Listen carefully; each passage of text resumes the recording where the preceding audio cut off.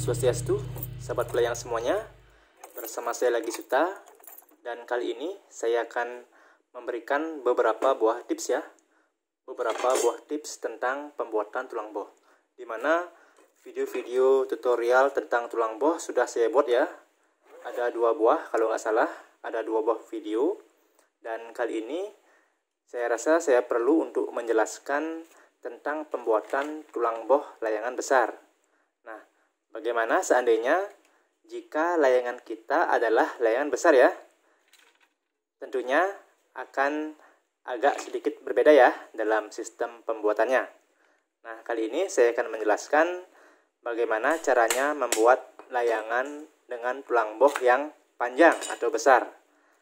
Dan saya akan berikan beberapa buah tips yang akan menuntun para sahabat dan semoga berguna ya buat sahabat di rumah. Yaitu di sini yang pertama adalah dengan menggunakan metode ukur sentimeter.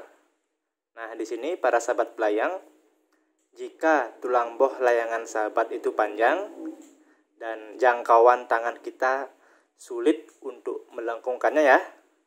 Jadi kita gunakan akal kita dengan cara mengukur dengan penggaris, yaitu dari titik tengahnya kita ukur kurang lebih 50 cm ya, kiri dan kanan.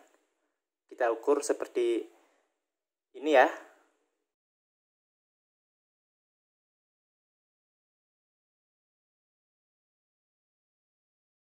Oh ya, sebelumnya jika sahabat pelayang ingin membuat tulang boh yang panjang, ada baiknya sahabat pelayang harus membersihkannya terlebih dahulu ya sahabat ya. Kita bersihkan atau raut, mencari bakalannya, yaitu bakalan kasarnya, bentuk kasarnya dari sisi kiri dan kanan. Kita bersihkan terlebih dahulu bambunya. Ini tujuannya adalah agar tulang bohnya ini terlihat mudah ya sahabat ya. Karena jika pikiran kita melihat bambu yang belum diraut, terlihat susah ya sahabat ya. Jadi untuk membuat tulang boh, bagaimana caranya agar pikiran kita merasakan nyaman dan mudah. Nah, karena apa yang kita pikirkan, pasti itu jadinya. Jika kita berpikir sulit, maka pembuatannya akan sulit. Dan jika kita berpikir mudah, maka pembuatan tulang bohnya pasti akan mudah. Jadi sebelumnya kita haluskan terlebih dahulu ya. Maksudnya kita cari bakalannya kiri dan kanan. Nah, setelah kita menemukan pola bambu kita atau bakalannya, kita mulai menggunakan metode tadi, yaitu mencari kiri kanan dengan penggaris sentimeternya ya, yaitu dari titik tengah kita ukur ke kanan 50 cm dan ke kiri 50 cm.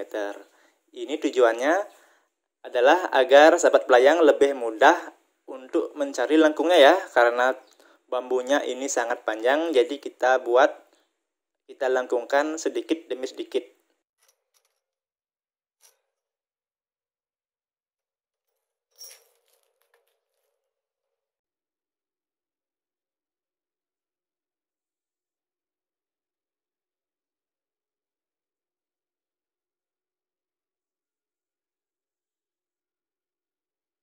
Ya, kita lengkungkan ya sahabat ya. Kita cari lengkung keseimbangannya. Apakah sudah seimbang atau belum? Sepertinya agak kekeh di kanan ya sahabat ya. Jadi kita akan perbaiki pada sisi kanannya.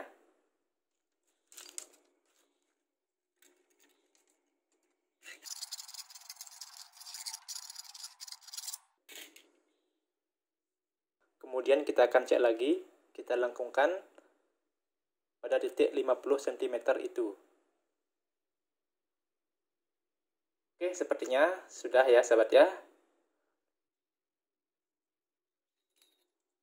Nah, dari titik 50 cm tadi, sekarang kita akan tambahkan lagi beberapa senti ya sahabat ya. Misalnya di sini saya akan tambah kepanjangannya lagi 20 cm ya. Nah, sama juga dengan yang kiri, saya tambahkan kira-kira lagi 20 cm. Nah, lakukan ini terus-menerus ya sahabat ya. Misalnya kita sudah menemukan keseimbangan lengkungnya, sudah seimbang, kemudian kita akan tambahkan lagi beberapa senti sampai tangan kita tidak bisa menjangkau tulang boh ini.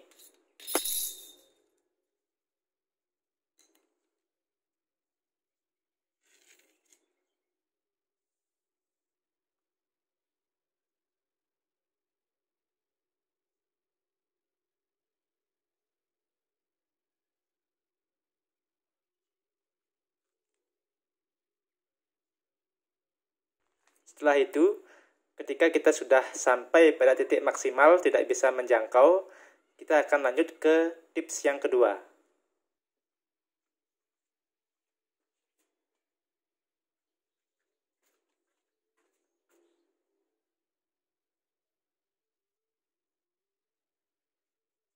Ya, dengan metode ini kita akan cek keseimbangan ya, sahabat ya. Yang mana lebih kokoh, yang mana lebih lemot. Dan sepertinya di sini yang kokoh itu bagian kanan ya, sahabat ya. Nah, kita harus perbaiki dan raut pada bagian kanan.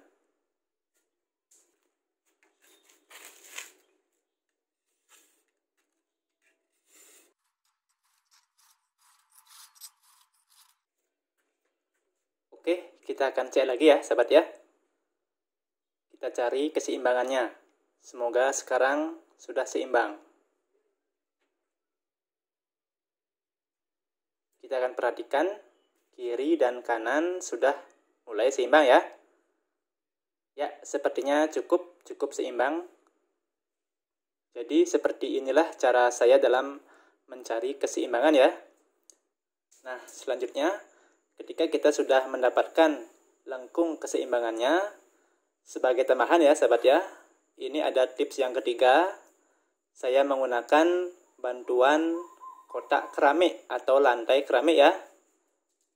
Jadi kita manfaatkan keramik kita di rumah, karena keramik kita ini sangat presisi dalam mencari keseimbangan, yaitu caranya dengan melengkungkannya pada sudut-sudut keramik kita. Ya, begini ya sahabat ya. Ini adalah posisi tengah dari tulang boh saya yang nantinya akan saya pasang pada pertengahan keramik. Contohnya seperti ini ya sahabat ya. Jadi di sini misalnya ini adalah tengahnya, kita akan gunakan tengahnya ini sebagai pedoman di tengah untuk mengukur kelengkungan kiri dan kanan. Kemudian pada setiap ujung tulang boh saya ini saya gunakan pengganjal ya sahabat ya. Misalnya saya gunakan kaki kursi ini. Jadi sahabat di rumah bebas untuk menggunakan pengganjal apa saja yang bisa digunakan untuk mengganjalnya atau melengkungkannya. Contohnya seperti ini ya sahabat ya. Misalnya ini adalah pengganjalnya, jadi saya lengkungkan. Saya cari titik tengahnya. Misalnya saya gunakan di sini ya sahabat ya. Nah, di sini saya gunakan sebagai titik tengahnya. Yang akan kita cari kelengkungannya seperti ini.